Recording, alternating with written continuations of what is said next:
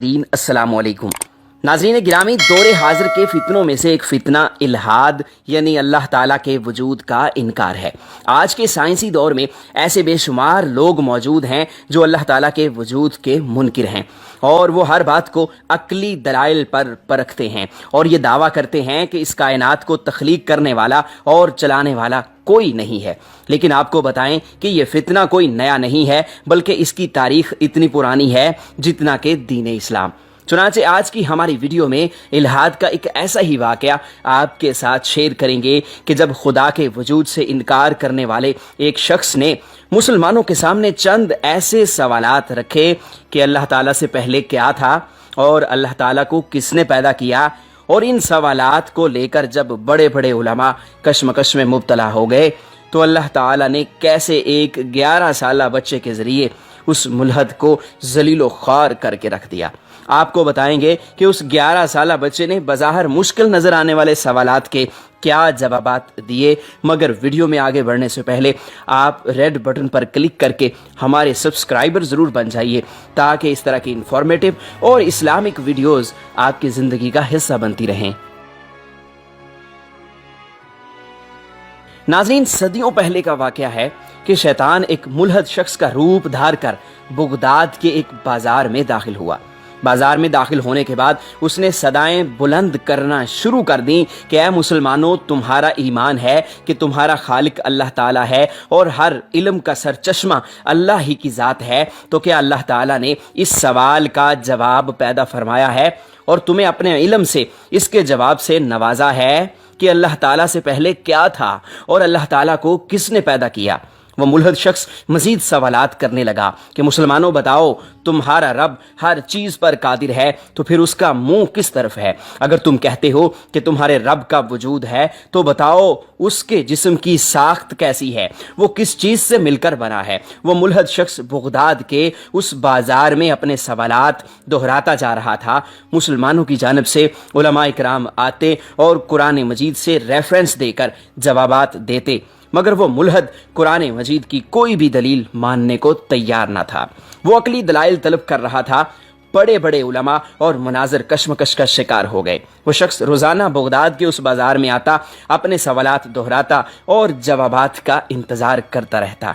एक दिन मामूल के मुताबिक वो शख्स अपने सवालात दोहरा रहा था कि सामने लगे मजमे में से एक 11 साला बच्चा सामने आया और उसे मुखातिब करके बोला, ऐ ज़िंदीक, तेरे तमाम सवालों के जवाब मैं दूंगा। उस मुल्हद शख्स ने समझा कि शायद ये बच्चा उससे मजाक कर रहा है, मगर जब उसने उस बच्चे के चेहरे पर छाई संजीदगी देखी तो अपने सवालात दोहराने लगा। कहने लगा, अच्छा मुझे बताओ कि अल्लाह से पहले क्या था और अल्लाह को किसने पैदा किया। वो बच्चा इत्मीनान से मुस्कुराया और पुरइत्माद लहजे में बोला कि मैं इस सवाल का जवाब देता हूँ, मगर पहले तुम 10 से उल्टी गिनती गिनना शुरू करो। उस जिंदीक ने 10 से उल्टा गिनना शुरू कर दिया और 1 पर आकर रुक गया। उस बच्चे के कहने पर उसने दोबारा फिर गिनती की, मगर हर बार वो 1 पर आकर रुक जाता। बच्चे ने इसरार किया कि इससे आगे भी पढ़ो, इससे आगे भी पढ़ो। मुल्हद शख्स उकता कर बोला, 1 से पहले कुछ नहीं आता, 0 आता है। तो बच्चा मुस्कुरा कर बोला, जैसे कि 1 से पहले कुछ नहीं है तो वो ज़ात जो वाहिद यकता है उससे पहले क्या हो सकता है? अरे उससे पहले भी कुछ नहीं था, 0 था। वही ज़ात इब्तदाओ इंतहा है। उस बच्चे की इस लाजवाब मंतिक से मजमे में खुशी की लहर दौड़ गई। घबराकर वो मुल्हद अपने दूसरे सवाल की जानिब आ गया। कहने लगा, तुम्हारा ईमान है कि अल्लाह तुम्हारे आमाल को देखता है, तो बताओ अल्लाह ताला का मुंह किस तरफ है। वो बच्चा गोया हुआ कि अगर तुम एक तारीक कमरे में जाते हो, वहां पर एक शम्मा रोशन करते हो, तो उस शम्मा की रोशनी का मुंह किस तरफ होगा? उस मुल्हद शख्स ने कहा कि वो रोशनी पूरे कमरे में फैलेगी, उसका रुख हर तरफ होगा। तो उस बच्चे ने कहा, ये तो दुनियावी मसनूई रोशनी का हाल है कि ये हर तरफ फैलती है, तो मेरा अल्लाह ताला जो आसमानों और ज़मीनों का मालिक है उसके बारे में क्या ख्याल है? उसका रुख किस तरफ होगा? क्या वो हर तरफ नहीं देख सकता? परेशान होकर वो शख्स अपने तीसरे सवाल की जानिब बढ़ा। कहने लगा, तुम सबका ईमान है कि अल्लाह वजूद रखता है, तो ये बताओ कि उसका जिस्म कैसा है, उसकी साख्त कैसी है? क्या वो लोहे की तरह सख्त है, पानी की तरह सयाल है, धुएं की तरह उड़ सकता है? اب اس مجمع کی ساری امیدیں اس 11 سالہ بچے پر تھیں کہ وہ اس مشکل سوال کا جواب بھی ڈھونڈ نکالے گا۔ اس بچے نے ملحد شخص کو مخاطب کرتے ہوئے کہا، کیا تم کسی ایسے شخص کے پاس بیٹھے ہو جو قریب المرگ ہو، مرنے والا ہو اور جس پر حالت نزع طاری ہو؟ اس شخص نے جواب دیا، ہاں میں ایسے شخص کے پاس بیٹھا ہوں۔ اس بچے نے کہا کہ وہ متحرک تھا، اچانک ساکن کیوں ہو گیا؟ اس کی یہ حالت کس نے بدل ڈالی؟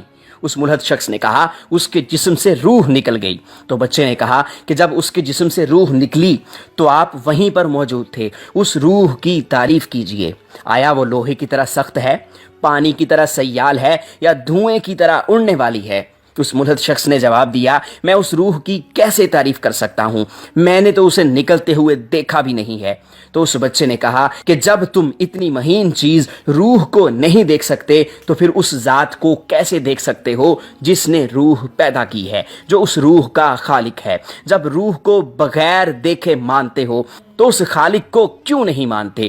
وہ ملحد شخص لاجواب ہو گیا، پھر مرے ہوئے لہجے میں اپنا آخری سوال دہرایا کہ تم لوگ یہ یقین کرتے ہو کہ اس دنیا میں نیک اعمال کرنے پر جنت انعام کے طور پر ملے گی، جہاں پر مومنین ہمیشہ ہمیشہ کے لیے رہیں گے، مگر وہاں پر ان کو حاجت نہیں ہوگی، وہ کچھ بھی کھائیں گے پیئیں گے مگر ان کے جسم سے فضلہ خارج نہیں ہوگا، یہ کیسے ممکن ہے؟ تو اس بچے نے کیا کمال کا جواب دیا اور کہنے لگا کہ ہم، آپ اور سب لوگ رحم مادر میں 9 مہینے رہتے ہیں، کھاتے ہیں پیتے ہیں لیکن بول و براز نہیں کرتے، تو جنت جیسی پاک و صاف جگہ پر یہ سب کچھ ہم کیسے کر سکتے ہیں؟ یہ عین حقیقت ہے اور یہ عین ممکن ہے کہ جنت میں ہم جو کچھ بھی کھائیں گے مگر ہم حاجت نہیں کریں گے۔ اللہ تعالیٰ اپنی قدرت سے جب ماں کے پیٹ میں یہ سب ممکن بنا سکتا ہے تو جنت میں بھی یہ سب ممکن کر دے گا۔ اور مجمع میں خوشی کی لہر دوڑ گئی اور لوگوں نے اس بچے کو کندھوں پر اٹھا لیا۔ اللہ تعالیٰ نے اس زندیق کو محض ایک بچے کے ذریعے ذلیل و خوار کر دیا۔ تاریخ کی کتابوں کے مطالعے سے پتہ چلتا ہے کہ ایسا واقعہ 2 شخصیات سے منسوب ہے۔ پہلی محترم اور قابل قدر شخصیت حضرت امام جعفر صادق رحمۃ اللہ علیہ، اور دوسری محترم اور قابل قدر شخصیت امام اعظم امام ابو حنیفہ رحمۃ اللہ علیہ ہیں۔ بہرحال تاریخ کی کتابوں میں انہی 2 قابل قدر شخصیات کا ذکر ملتا ہے۔ ناظرین، ہماری آج کی ویڈیو آپ کو کیسی لگی؟ کمنٹ سیکشن میں اپنی رائے ضرور دیجیے اور مزید انفارمیٹیو اور اسلامک ویڈیوز کے لیے ہمارے ساتھ جڑے رہیے۔